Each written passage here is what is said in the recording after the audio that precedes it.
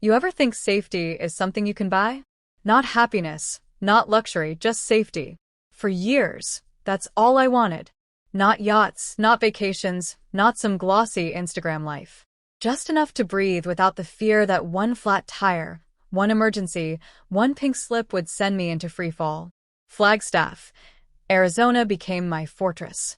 My little two-bedroom house with squeaky floors, the 2008 car with a dent no one ever cared to fix. That was my kingdom. I wasn't rich. I was careful. Every dollar was a brick in the wall. I was building against chaos. By the summer of 2024, I had stacked $113,000 in savings. $113,000. To me, that wasn't money, it was armor. Proof that the world couldn't strip me bare. Or so I thought. I kept it private. Not secret, but quiet. People don't understand discipline. They twist it into judgment or jealousy. My brother, let's call him Ethan, laughed once. Saving up for the end of the world? He didn't understand. I wasn't saving for the end of the world. I was saving so the world didn't end me. Then came the reunion. Every June, we gathered at my parents' cabin near Lake Powell. It was the usual routine: cheap beer, overcooked burgers, games no one actually wanted to play. I told myself I was showing up for family, even though the closeness had been thinning for years. That Friday, Ethan arrived with his wife, Marissa. She stepped out of their dusty car in a sundress that looked like it belonged to someone else's life, someone wealthier, steadier. Her hug was warm but empty, like pressing against air. At dinner, they teased me the way they always did. My monk lifestyle. My oatmeal breakfasts. My thrift store shoes. I laughed, but I noticed Marissa's eyes, sharp, lingering, studying me. The way my hand passed the bread basket. The watch I wore. The way I didn't spill. The next day, she asked me to walk the lake trail. I agreed. The gravel crunched under our shoes. For a while, it was just silence. Then she stopped and said, "I'm pregnant." Her voice broke. She told me they were broke, behind on rent, car repossessed, bills piling up. Her hands shook as she said it. Without thinking, I heard myself say, "I can help."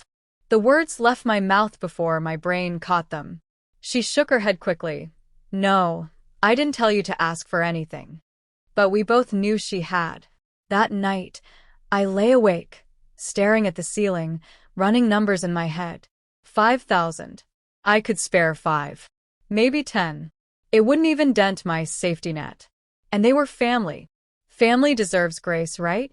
The next morning, I walked into the kitchen and found her at my laptop. My laptop. She looked up too fast. "Oh, sorry, just checking the weather." My phone died. She smiled. Too wide.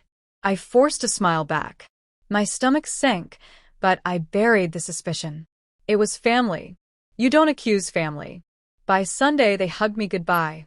Marissa pressed her arms around me tight and whispered, "You're the best. You really are." I believed her. God help me, I believed her.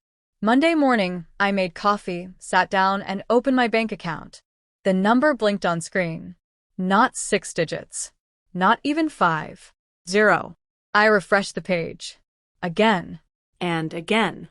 Still 0. My chest tightened. I called customer service with hands that didn't feel like mine. The rep's voice was calm, almost kind. She told me the transfers happened all weekend. Multiple withdrawals totaling $113,000. The receiving accounts belonged to Ethan and Marissa. The names sliced through me. My brother. His wife. The ones who toasted marshmallows with me 2 nights earlier. Who clinked beer bottles and smiled across the fire. 3 days later, I stood in their apartment.